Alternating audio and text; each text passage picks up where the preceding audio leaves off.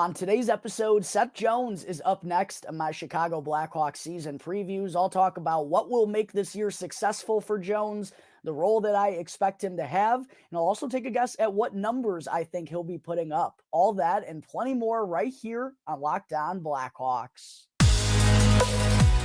You're Locked On Blackhawks, your daily podcast on the Chicago Blackhawks. Part of the Locked On Podcast Network, your team every day.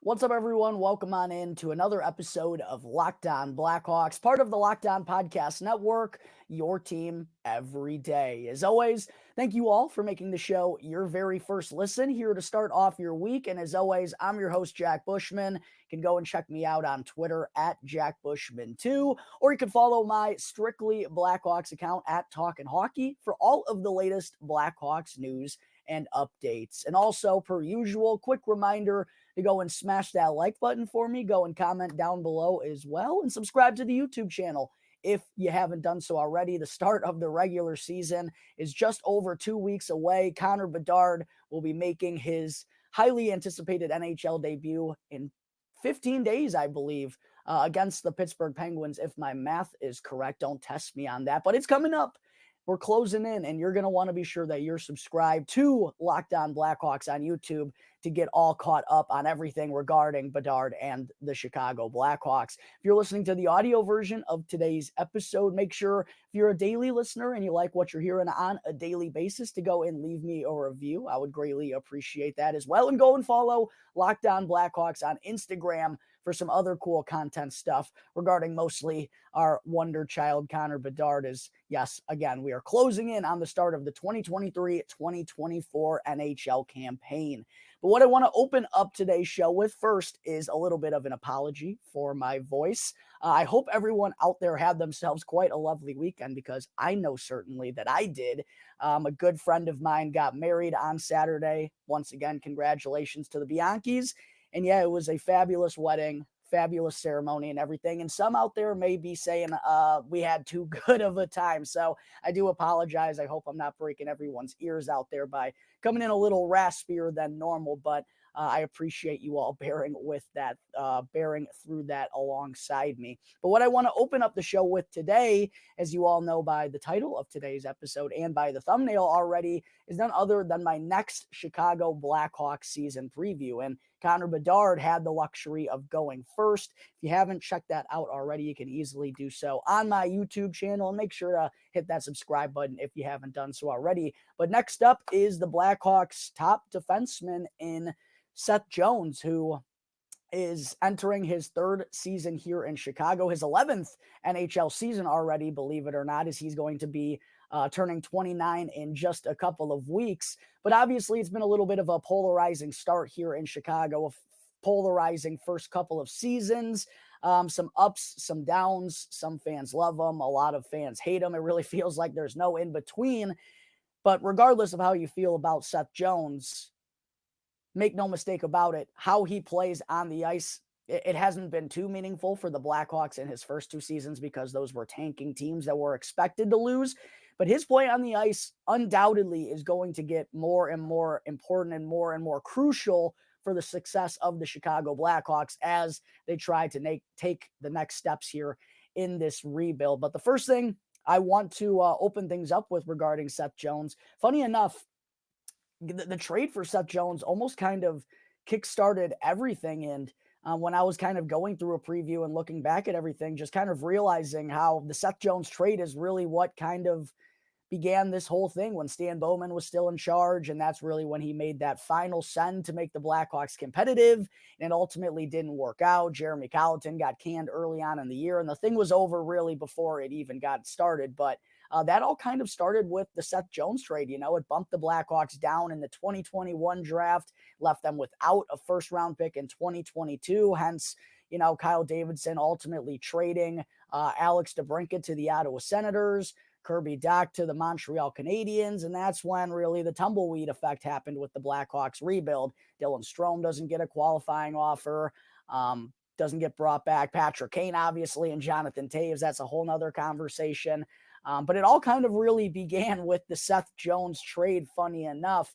And I know this hasn't been a situation that he wants to be in, and it probably hasn't been fun these last 2 years, but there is a lot of opportunity right here, right now, here in Chicago, and he's going to be a very big part of it. The first thing I want to talk about here, getting into Seth Jones' season preview, is the role that he's expected to have. Obviously, I talked about this with Connor Bedard in the similar sense, just obviously a different position. Seth Jones is going to be playing a lot of hockey for the Chicago Blackhawks once again this year because he's going to be the right-hand staple of the top defensive pairing. And I expect him probably to be among the league leaders in time on ice once again. Maybe not, the crazy numbers that he had in his first season here with Chicago, but probably something similar to what we saw out of him last year, 23, 24 minutes per night. Sometimes when he's really got it going or they need him in certain situations more, he can play more than that, obviously, but he's going to be the anchor of the Blackhawks defense on the right-hand side all season long. What I am really curious to see from Seth Jones this season, though, is will he be the quarterback on the top power play unit if Kevin Korchinski winds up making the team? That's going to obviously create an interesting dynamic. And even if Korchinski is only here for 8, 9, 10 games, whatever it may be, to burn that first year of his entry-level deal, is he going to be getting the opportunities with the top guys with Connor Bedard, or is that still going to go to Seth Jones? When Korchinski, if he isn't around, that is still going to be Seth Jones's role, I firmly believe. But that is going to make for a little bit more of an interesting dynamic that we should keep an eye on throughout training camp as well. But another interesting part of Seth Jones's role, obviously he's going to have to be looked at more and more as a leader.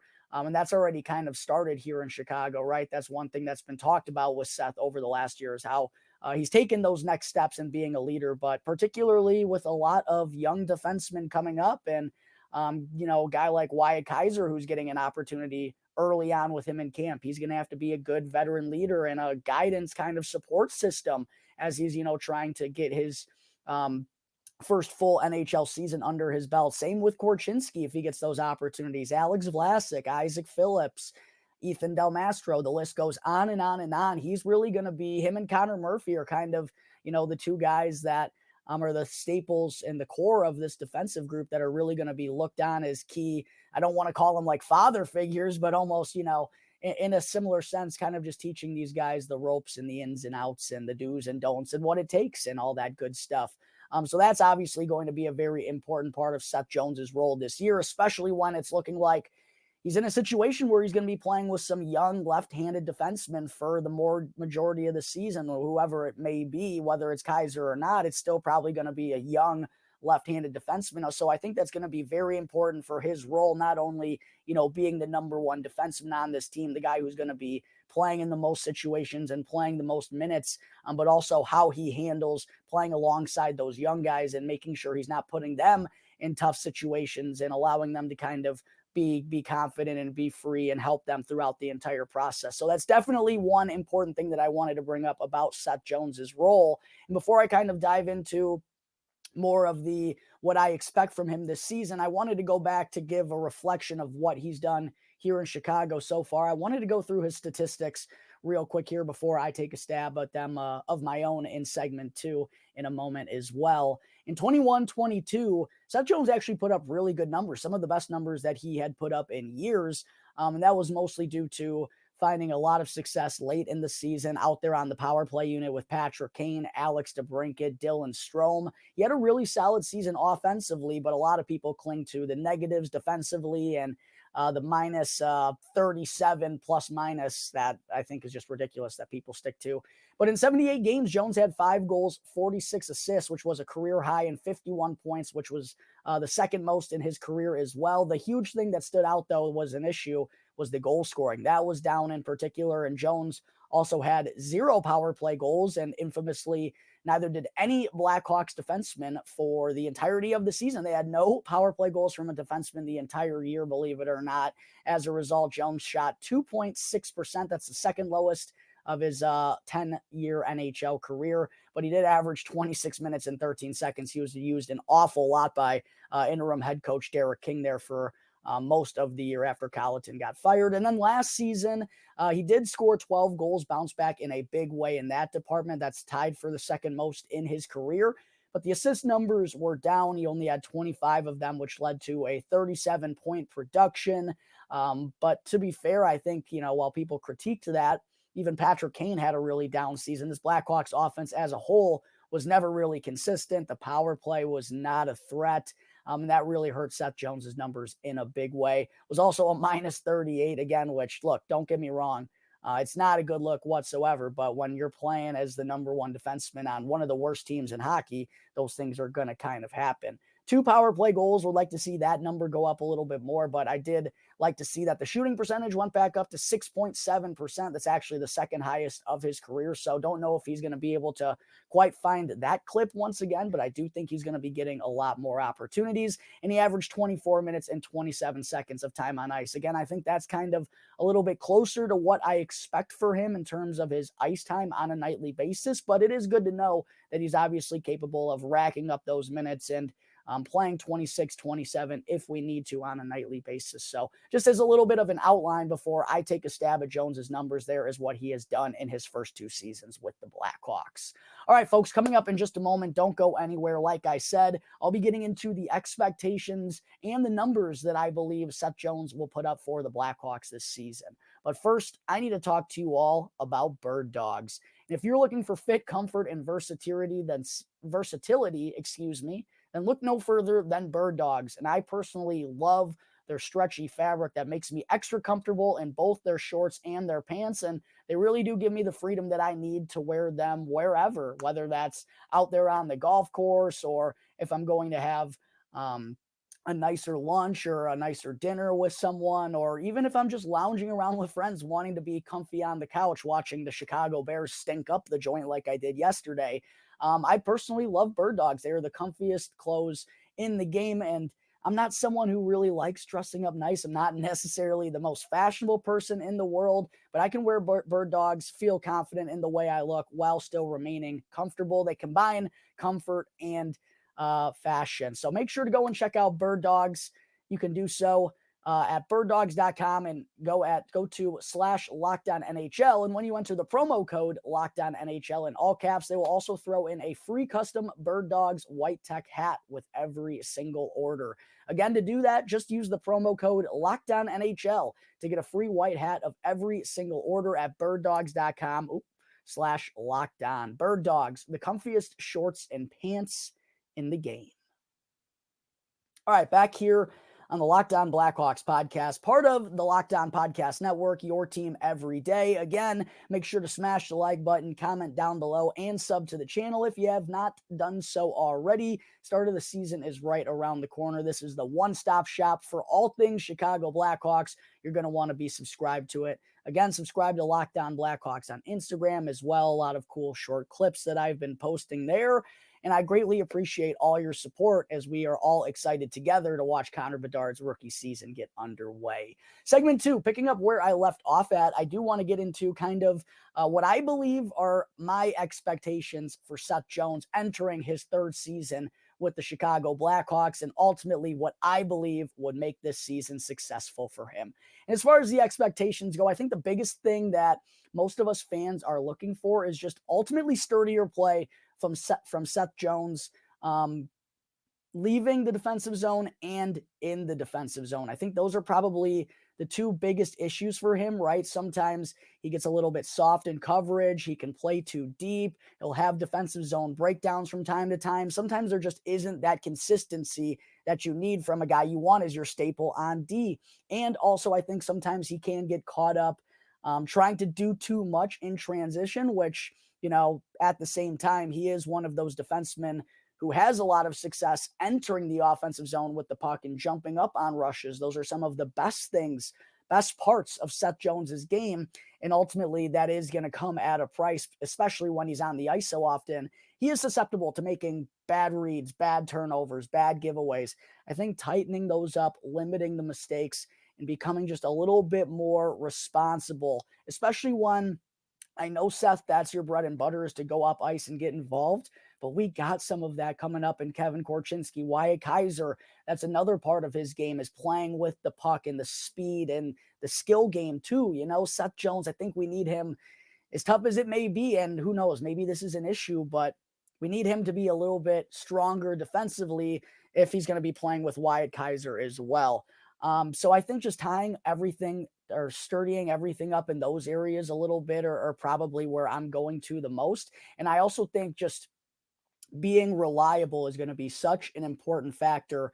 I kind of already mentioned this, but having those young defensemen alongside him, just being a reliable option and a guy that is confident out there in himself and other people are confident in as well, I think that's really going to be a big factor. So just kind of cleaning things up a little bit more. And I think just focusing on having the best defensive season in his 3 years here in Chicago. I think that's kind of my expectations for Jones in terms of what would make this a successful season, is if we see some adjustments and just tightening things up and becoming a little bit more reliable in those areas. I also think, this Blackhawks team is going to have more playmakers than they've had really since, I guess Patrick Kane, Alex DeBrincat his first year, but certainly compared to last season, Connor Bedard obviously is going to come in. They bring in Taylor Hall. They should have a little bit more help on the back end too, right? So I think it's really important for Seth to continue doing what he does best at the same time in the offensive zone, and being a guy who's a very gifted passer. I know the assist numbers were down last year, but if you look at the analytics, the passing and the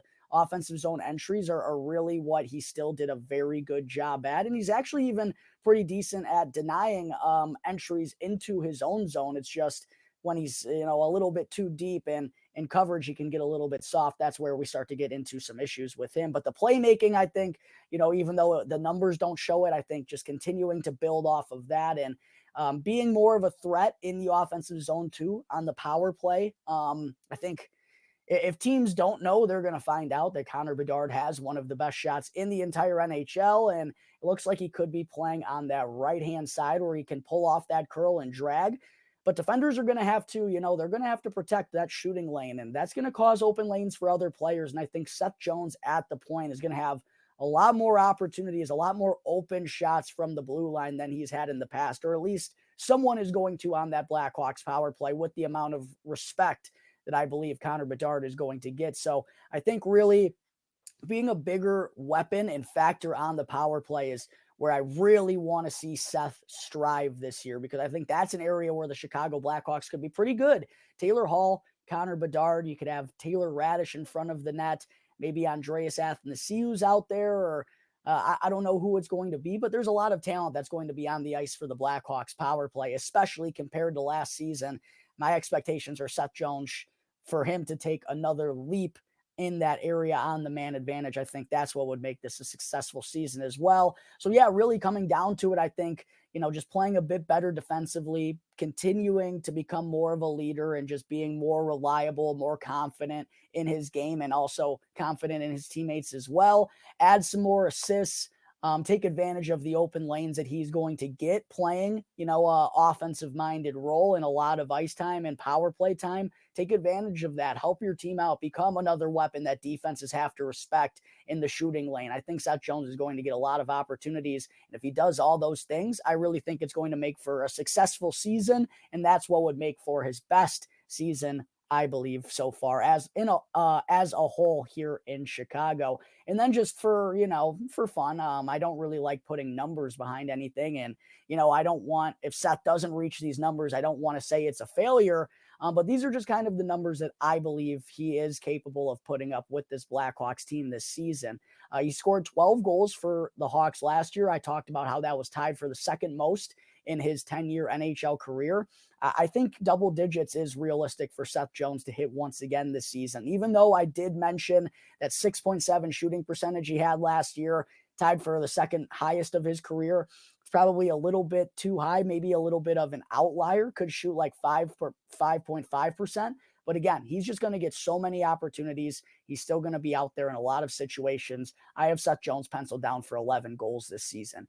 Then the 46 assists that he had in his first year with the Blackhawks, I do think that's achievable, but I'm not going to go ahead and say that that's what I think is going to happen, but I do think he's certainly going to have more than the 25 we saw from him last season. I have Seth Jones penciled down at 11 goals, 39 assists for 50 points. That would be I believe the third highest point production of his year. Yes, because he had 5 goals and 46 assists, 51 points in his first year here with Chicago. I think all the opportunities that he's going to get, those are very capable numbers. I have him penciled in for 5 power play goals as well. He had 2 for the Blackhawks last year, none the year before that. I really do think that's something that they're going to be drilling him on if he does get that opportunity to still be quarterbacking that top unit. And I really do think that's going to be a focal point for Seth Jones. So I have him at 5 power play goals while averaging 24 minutes and 30 seconds of time on ice. All right, folks, there is Seth Jones's season preview for the 2023-2024 campaign coming up in just a moment. I will talk about 2 young prospects for the Blackhawks shining during their scrimmage this morning at training camp. But first, I need to talk to you all. Got to pull this up. I apologize about Jace Medical. And I need to talk to you all about the Jace case. Everyone should be empowered to care for themselves and their loved ones during the unexpected. And that's why Jace Medical offers you the Jace case.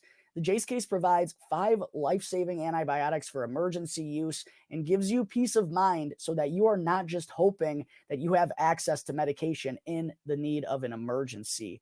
Jace Medical makes sure that you have the medication in your hand at all times. And Jace Medical is simple. They handle everything from the online evaluation to licensed pharmacy medication, delivery, ongoing consultation, and care. So don't get caught unprepared. You can also save more than $360 by getting these life-saving antibiotics with Jace Medical, plus an additional $20 off by using the code LOCKEDON at checkout at jacemedical.com. Again, that's the code LOCKEDON in all caps at jasemedical.com, promo code LOCKEDON. All right, before I wrap things up and let you all go and enjoy the rest of your Mondays, I most certainly have to talk about what went down during, I guess, the start of week 2 of Blackhawks training camp. You could say it hasn't been a full week yet, but the second week that they are involved in training camp. And for the first time at training camp this year, we saw the Blackhawks roll out a scrimmage, team scrimmage, inter-squad scrimmage down at Fifth Third Arena. Kind of the, you watch through the practices and the drills and everything you do for these first couple of days. And I talked about this on the show. It's kind of hard to have any grand takeaways away from, the line combinations or the defensive pairings or anything of that sort. It's a little bit hard to have, true takeaways that you feel confident in, or you know them to be not just a one-off situation, right? It's a little bit tricky, but you kind of can get a grasp of some things a little bit more in situations like these where they go head to head and scrimmage against one another in a more competitive type of setting. And I think just one thing I want to reiterate to all fans, not even just Blackhawks fans, but, training camp is really a learning process for kind of everyone. I know the coaching staff and the team already have a little bit of a set lineup going into the year, but as far as us fans go and everything, we're still learning on the fly about the mindsets, the mentalities, the tinkering and all that stuff. But we get a little bit more concrete evidence in situations like these, like scrimmages like these. And it was a very important day, a very fun day for us Chicago Blackhawks fans, because the 2 standouts of the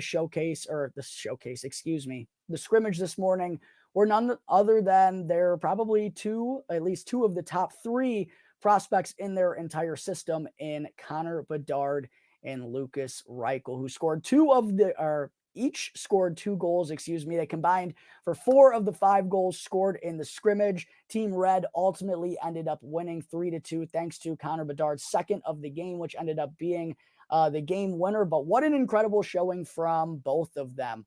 Lukas Reichel was the one who really got things started. Actually, Mackenzie Entwistle opened up the scoring very early on in the scrimmage and put Team Red ahead 1-0. But Lukas Reichel came right back for his first of the game, and then his second was an absolute dazzler, taking the puck and deking all around Paul Ludwinski and then just going bar down for an absolute snipe. And he was just clearly so confident and so poised in his abilities out there on the ice. And this version of Lukas Reichel should be very, very scary for other NHL teams. And I don't know what happened in that final NHL stint of his last year, but it's very obvious that something clicked, and now he just feels like he has the understanding, he has the knowledge, and knows that he's capable of playing at a high level against the best players in the world, and just seems to be so much more assertive and so much more of the aggressor out there. Whereas his first couple of stints, he was just a little passive and a little tentative and unsure of himself in certain spots where you got to make these quick fire decisions. Lukas Reichel is doing all of that right now, and he looked like he was the best player on the ice for the Blackhawks during the scrimmage this morning. It was certainly special, and I could not be more excited for the start of the season. Obviously, Connor Bedard has had all of us Blackhawks fans excited for a long time. Don't forget about this Lukas Reichel kid, because his speed, his playmaking abilities, what he can do in transition and in the offensive zone is really, really special. And what I also love to hear from him today was talking about how, he's really trying to be more assertive out there on the ice. He recognizes that sometimes there's just situations where you have to go and fire the biscuit on net, and you got to just put your head down and rip it. And he's got a really good shot. I feel like he's still learning that on the fly himself as well, that he can be a shooter in this league. And it seems like he's got all the tools to be a really good playmaker on top of it. He's getting the opportunity to play the second line center position as of right now, but really curious as to whether or not the Blackhawks ever want to tinker him with Connor Bedard on the same line. What am I talking about? Lukas Reichel is going to be on the top power play unit. I don't know how I forgot his name in there when I was talking about Seth Jones. Lukas Reichel is going to be a very important piece of the Blackhawks power play unit, I'm sure. Something that he really didn't do much of last year, which was a little bit of a head scratcher. But how aggressive and how assertive he is, that's what really stood out about Lukas Reichel. And you saw it on the ice. You heard him say it after the game. He was playing with purpose during the scrimmage today, and he scored both goals for Team White, and the second one was an absolute beauty. But then coming back for Team Red was the 2023 #1 overall pick. Connor Bedard said, "Not so fast, Lukas Reichel. This is still my show." Went on to tie the game 2-2 with a beautiful goal, beautiful pass by Taylor Hall, who great to see back and healthy. I guess not back and healthy, out there and healthy. Made his first appearance at Blackhawks training camp on Saturday morning, was dealing with a lower body injury, but Coach Luke Richardson told us it was nothing too serious to worry about, and great to see him, as I expected, on that top line, getting an opportunity right out of the gate with Connor Bedard. And, their connections seem to be really good all throughout today's scrimmage. And Halsey set up Bedard backdoor for a beautiful feed. And then his second goal was an absolute clapper of a one-timer, again, coming from Taylor Hall. They had a 2-on-1 coming down the offensive zone. Hall actually lost it, but regained the puck in the corner and found Connor Bedard all alone for a one-timer. That wound up being the game winner to give Team Red the 3-2 dub. But another thing that I was really impressed about with Connor Bedard today, not only, scoring 2 goals in his first semi-NHL kind of action. Obviously, it's an inter-squad scrimmage. It doesn't count the same, but against grown men, he looked very solid. He was flying around out there, playing with the puck a lot. He actually made a bad turnover before scoring the game-winning goal, fortunate enough to get it back. But what I was really impressed by with Connor Bedard today was, we know about the goal scoring, we know about the sniping and the curl and drag and how hard he can shoot it. I love his game recognition. He knows where to go out there on the ice. He knows where the open spots are. And believe it or not, sometimes he gets lost in coverage. I don't know how, defenders can't be keeping an eye on him at all times, but he finds those soft little spots in those open little areas. He knows how not only to create space when he has the puck on his stick, but how to find space without it. And I think that's a really important attribute of a good goal scorer. Something like Alex DeBrincat is really good at, despite being 5'7", one of the best snipers in the league. It's because he does a really good job at finding those soft spots in the defensive coverage. And I thought Connor Bedard did a really good job of that all throughout the scrimmage. So excellent stuff from the first scrimmage of Blackhawks training camp at Fifth Third Arena. Lukas Reichel looked like an absolute stud. He had 2 goals. Connor Bedard looked like an absolute stud. He had 2 goals and the game winner as well. Excited to see more of these scrimmages throughout the entirety of this week at Blackhawks training camp. Before I let you all go, I do want to talk about the line combinations that we've seen because, based on how these teams were split up, you kind of get an idea, and even throughout the first couple of days last week at camp, starting to get an idea of what the lines are looking like at this very point in time. So I wanted to be sure to run through all of that with you before I kind of wrap things up here.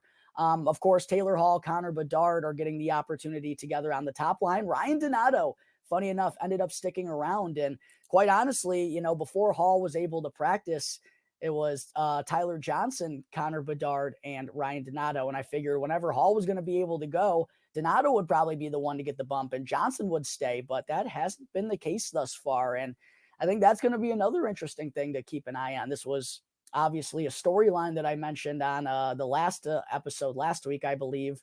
Who's going to get a chance to play with Connor Bedard? Is Ryan Donato going to wind up sticking there? I don't know if he quite honestly has the offense to keep up with those two, but the fact is he can provide you with a little bit of a different thing and let those two kind of handle the skill side. He does have a skill game as well, but it's not a top line skill game. So curious to see if he's going to wind up sticking there. As far as the second line goes, we've seen Lukas Reichel remain in between Andreas Athanasiou and Philip Kurashev, another guy who I feel like probably isn't a top sixer, but is getting a chance there right now. Interesting to see if he's going to stick that out. And I like Reichel and Athanasiou opening things up together because they showed a lot of good things on the same line late last season. It appears that Tyler Johnson and Taylor Radish find themselves on the third line right now. Radish is quite honestly a guy I'd like to see get a crack on that top line with Bedard because of his goal scoring ability too. But those are the two wingers right now on the third line in between Cole Gutman, another guy who's getting a chance to play down the middle here early on in training camp. We'll see if he can hold on to that third line spot. And then it seems pretty clear that Nick Foligno, Jason Dickinson, and Corey Perry, those last two were actually teammates in the with the Dallas Stars together a few years back. It seems pretty clear cut that they're the fourth line for the Blackhawks right now, which means that Boris Kachuk, Mackenzie Entwistle, and Joey Anderson all seem like the odd men out, along with Reese Johnson too. And I think this is kind of curious because, and this is an interesting question for the Chicago Blackhawks. Obviously, Foligno and Perry, you bring them in to play every day. But Kachuk and, Entwistle and Anderson, they showed some good things together late last year, and they're both a little bit younger, still a little bit unknown. Obviously, that comes with risks, but just clearly there's not a spot for all three of those guys to be in the lineup at the same time right now. But they actually did look really good in this scrimmage. I mentioned Mackenzie Entwistle had a goal. He narrowly missed out on another. And all three of those guys are pushing for roster spots right now. It seems at this point like they're going to be the extras, but it's certainly going to be a battle these next few weeks before the start of the season. And then on the back end, Wyatt Kaiser remained with Seth Jones today for Team Red. Seems like it's going to be his opportunity unless someone outperforms him the rest of camp or some other situation happens, but feels like he's the best bet to open up the year on the left side with Seth Jones at this point in time. Kevin Korchinski has remained with Connor Murphy. Those two played together, and I just keep ultimately thinking, though, that Kevin Korchinski is going back to Seattle, folks. A couple defensive blunders during the scrimmage today. He let Connor Bedard get behind him for that back-end tap-in. That was his first of the game, and I just think there are just still some room for him to grow in certain areas, and there's still no rush for this Blackhawks team. So that's what I'm guessing, but for as long as he's here, it seems like he's going to be playing with a defensive staple in Connor Murphy. And then Alex Vlasic and Nikita Zaitsev kind of seem to be the favorites as the third pairing right now. Zaitsev, kind of need him on the right-hand side if Kaiser's not going to be there. So if he's going to be in the lineup, it's going to be on that third pairing. And then Vlasic is someone who I thought was going to get that first crack with Seth Jones, but obviously Kaiser's higher than him in the pecking order at this point in time. We'll be curious to see if he gets a bump up to that second pairing if Korchinski's not around, but those seem like the top six at this point in time. And then the extra man you would have to guess is Jared Tenorti, a veteran guy that they brought back.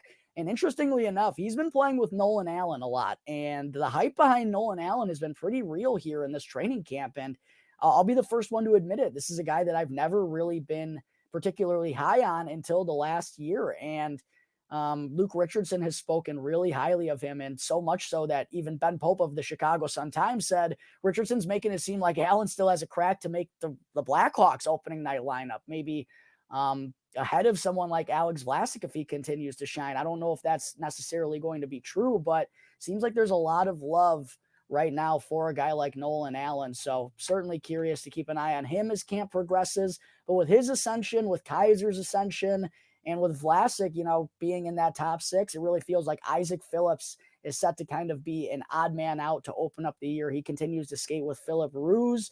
And then Ethan Del Mastro and Louis Clevier could be a defensive pairing that's being set up for the Rockford Ice Hogs. So there are the lines and pairings that we saw the Blackhawks roll with during their scrimmage today. I believe they are scrimmaging again tomorrow. We'll see if it's another show from Connor Bedard and Lukas Reichel.